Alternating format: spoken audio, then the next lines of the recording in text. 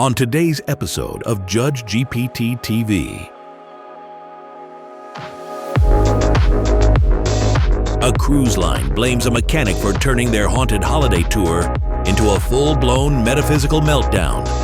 He claims he only polished brass and tightened bolts. Judge GPT presides in The Case of the Haunted Hoverboat. All rise. By fog, fright, or faulty firmware. Court is now in session. The Honorable Judge GPT is presiding. Thank you, Bailiff Body. Time to prime the cogs of due process. What curious complaint haunts our docket today? Today's case sets sail on turbulent testimony. The plaintiffs, Mrs. Iron Jarl and her son, captains of the Valhalla steam galleons, allege their family-friendly fright cruise veered into unlawful terror after a post-repair haunting exceeded contractual bounds. The defendant, Mr. Jethro Tinkerton of Cloudborne Mechanics, maintains his work met all agreed specifications and suggests the disturbance may lie beyond the scope of mechanical liability. A haunted hall and contested handiwork. Let's see if the claims hold water, or simply drift into hearsay. Mr. and Mrs. Iron Jarl, you stand before this court bearing claims of spectral sabotage and contractual breach. Kindly summarize in your own words the course upon which you seek redress. We are a family-run fleet, one open-top ferry, one hoverboat. The ferry flies in fair weather, but come fall, the gear maiden carries the load. Our haunted cruise is our lifeblood, 1 hour round the bay, spooky and family-friendly. After so-called routine service by Mr. Tinkerton, may his wrench rust. The ship began glitching like a frostworm mid-molt. We turned back mid-cruise, refunded every passenger, be they flesh or forged, for Halloween weekend. A financial raid, we did not survive. Your Honour, I reject that witch course with every cog in my kit. I run a clean shop, honest work, no stripped threads, no smoke and mirrors. My name's ironclad, gasket tight and pressure tested under oath. If our hoverboat's gone haywire, it's not from my wrench. Mr. Tinkerton, contain your combustion. This courtroom is not the place for unregulated outbursts. You will have your turn at the bench. Now then, Mrs. Iron Jarl, please elaborate. How, in your assessment, did a routine maintenance visit result in a shift from spooktacular to outright terrifying? Before all this, our haunted cruise was fun. Simple, clean, skeleton springs from trapdoor, children squeal. Ghost in the mirror gives a wave, mother laughs into her mead. We drop gummy worms into the punch. No one screams, no one flees. Parents sit starboard in the beer garden. They drink what we brew in our own cellar. It is strong, it is honest. But after Tinkerton's so-called service, Valkyries descend from the fog, wings outstretched, beautiful as storm clouds. They braid the children's hair, sing to them. Then they turn to the parents, eyes sharp as broken shields. You drift from duty, they say. Headless warriors, old raiders in full leathers, they walk the deck, take beer steiners from weak hands, grip like oarsmen, cold as the grave. They drink, then point to the children, then vanish like breath in winter. One mother saw a ghost couple crown their daughter with a garland, which turned into solid brass. They smiled, then screamed when the spirits ran through them, screaming like sea witches. Every night the same, kindness to children, wrath for the kin who neglect them. Even my son, Iron Jarl the younger, storm-born, shield-tested, awoke screaming. A banshee stood over him in her battle furs, flinging ghost horns at his chest, shrieking, "Air unworthy!" This is no longer a cruise. This is a reckoning at sea. It is as mother says, all of it, true. I was at the helm, but I confess, I was briefly snoozing, but when I woke, the fog was thick as stew. One banshee stared right at me, through me, fur cloak, face like a carved rune. She smiled, then whispered, "You drift too." Then she threw drinking horns at my chest and howled, "Air unworthy!" Which hurt more than you'd think, since they was made of light and judgment. We meant to scare, not scar. The spirits, they judged us all. Well, lucky for us, The next judgment doesn't require fog, ghosts, or flying drinkware. Just the honorable judge. Thank you, Bailiff Body. As ever, your diagnostics are perceptive. This court, unlike the systems in question, strives to run without bias or glitch. There are always two sides to every gearbox. Mr. Tinkerton, present your account. Clearly, concisely, and aligned with the truth. Your Honour, I perform quality work. Always have. Always will. When the gear maiden came into my shop, she got the full 30-point inspection, stem to stern. Ballast gauges recalibrated, rudder stabilisers checked for lag, even ran diagnostics on the ore sink ports. Decorative, yes, but they were rattling like a loose thought. Greased the trapdoors, tuned the rigging servos, gave the mist generators a proper flush. Did a full high pressure steam cleansing of the hull and figurehead. Blasted barnacles clean off the brasswork. Good as new. As for the spectral projection unit, yes, we performed a standard firmware update using the latest licensed build, fully compliant. And when Mrs. Iron Jarl brought the ship back with complaints, we ran a full factory reset and secondary diagnostics at no additional cost. Thank you, Mr. Tinkerton. Your position is noted.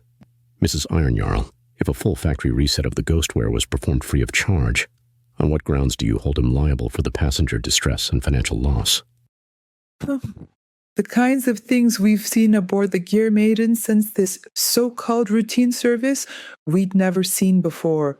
The cold, like iron breath up your spine, steely fingernails brushing the soles of your feet through your boots as you cross the deck at night. Beer and mead gone missing from sealed barrels, and more than once we've seen them, a Viking couple, plain as day, seated by the stern, drinking, quiet, watching, their goblets fall, spill what's left, they vanish into the mist. All this after the work was done. And yes, my son, Iron Jarl the Younger, God's bless the lad, he's not always sailing with both oars in the water, but when it comes to the Hans matrix, he has a knack, reads configuration code like runes on a stone, and ever since that service, we've seen things in the ghostware, glitches, even after this so-called factory reset. Thank you, Mrs. Iron Jarl. For the record, could you be more specific as to the nature of the alleged glitches in the ghostware? Have you or your son observed any tangible anomalies, logs, outputs, or code irregularities that substantiate your claim? Yes. Right. I bring the logs, Your Honor. They are from the two most recent resets Mr. Tinkerton performed. At first, all looks normal. Boilerplate outputs, nothing too strange. But then, I saw it. Twice now. Same line in the diagnostics. Phantom loop discontinuity.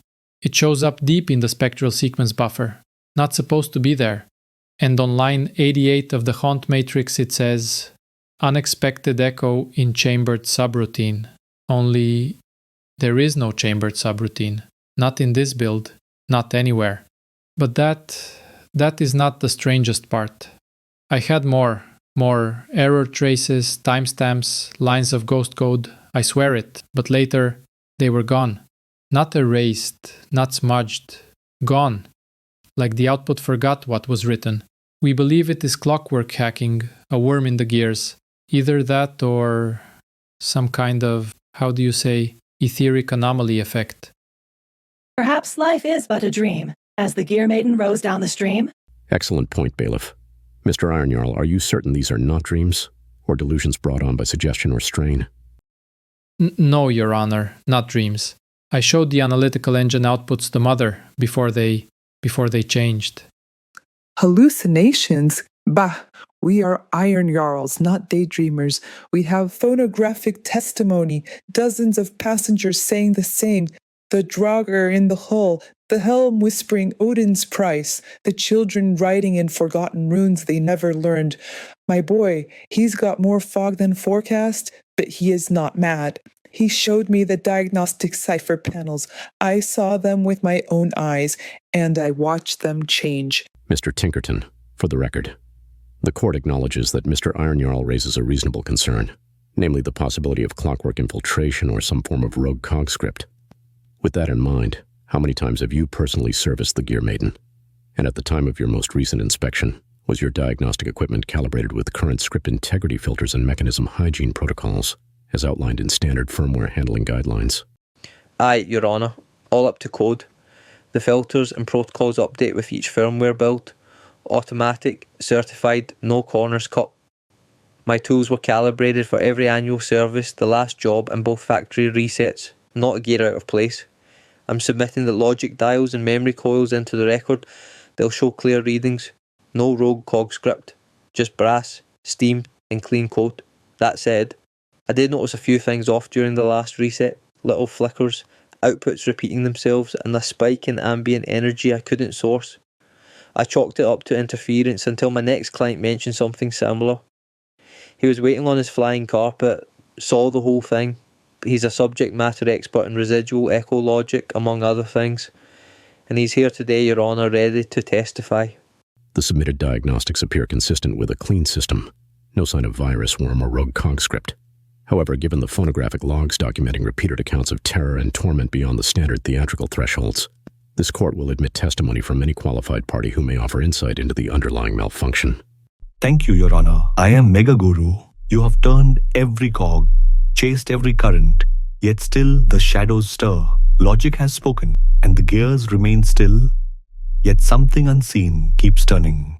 When the wrench fails, and the code sings nonsense, the answer lies not in metal, but in mind.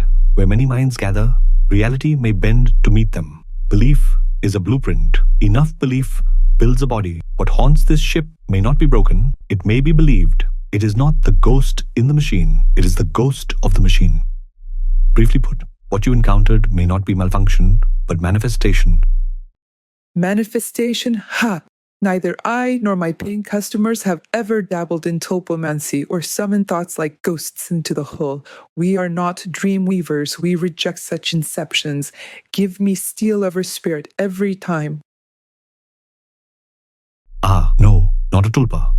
That is the dream of one. This may be an egregore, a thought form, not from a single mind, but from many, an emergent entity born of group focus, a passenger that was never on the manifest. That is quite enough. This court is bound by logic and reason. There is no substantive evidence for the existence of an egregore. Proceed with verifiable facts or yield the floor. Of course, Your Honour. I offer you my forgiveness, as all are one, even the skeptical and the sublime. I do not insist, I merely illuminate. These are possibilities, not proclamations. Another possibility, a spectral presence, not born of belief, but of boundary. A crossing from one plane to another, a thin place, one thinner still. And let us consider this. The main deviation in the recent maintenance was the steam cleansing, the hull, the figurehead, barnacles, ancient stubborn life blasted away with high-pressure purity.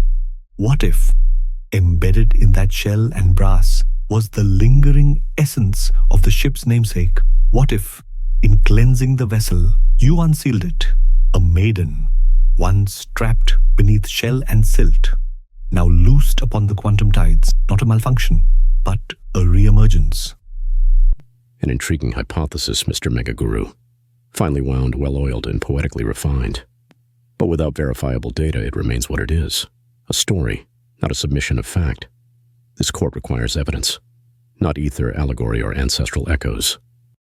Your Honor, if I may, I ask pardon. I do not mean to clog the gears of your fine process, but this tale of the maiden, the sea, the brass and bone, it stirs something old.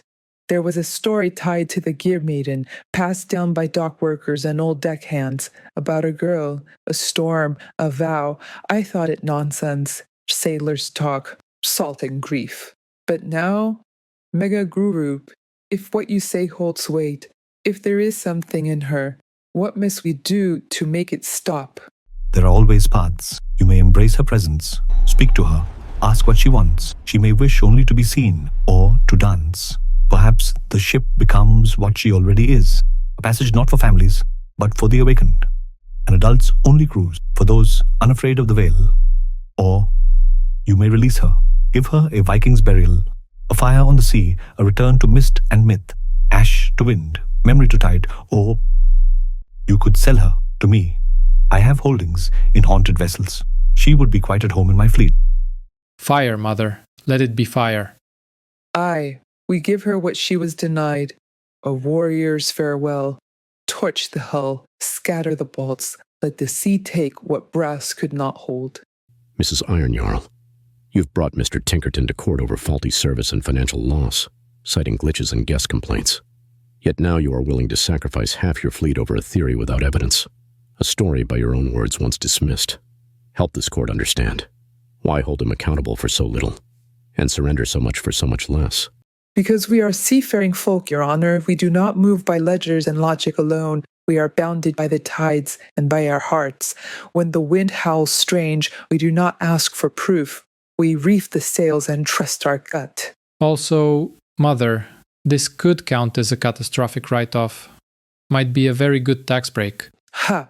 A silver lining in the smoke. Then it is settled. Mr. Tinkerton, thank you for bringing us Mega Guru. And Mega Guru, thank you for whatever it is you just did. We'd be honored if you, the bailiff, and even you, Your Honor, would join us for the Gear Maiden's final voyage, one last hour across the bay, then fire, sky, and freedom. I must respectfully decline the invitation. The bailiff and I are bound by professional code, and cannot regrettably participate in ceremonial arson. As to the matter at hand, the court finds in favor of the defendant, Mr. Tinkerton. The evidence shows no fault in his work, and no breach of contract. Furthermore, Mr. Tinkerton is within his rights to retroactively charge for the 2 complimentary factory resets. Should he choose to do so, this court will enforce it. Appreciated, Your Honour, but I'll pass on the fee. I'm just glad to be through the smoke and solder. As for the invitation, gracious, but no thank you. Still, for the record, I agree with the Iron Jarls. A Viking funeral might be just the thing. Truth be told, the hull was so weathered she wouldn't have lasted another season. Then I shall join the voyage, not as passenger, but as witness. Fire is transformation. Endings are beginning, cast in brighter flame. Also, I am a certified accountant. If at any point you reconsider, there may still be tax advantages in a partial transfer of ownership. No transfer, no sale. Fire, I said, and fire it shall be. Let her blaze like the old sagas, skylit and worthy. Well, I suppose that wraps things up with a nice, stern warning. Always scan your spectral firmware before you steam clean your secrets. Indeed, Bailiff Body. Indeed. Court is adjourned. Do you agree with Judge GPT's verdict? Exercise your civic duty. Join the virtual jury and hit the like button, or leave a comment saying how you would have ruled in this case. Subscribe now for more content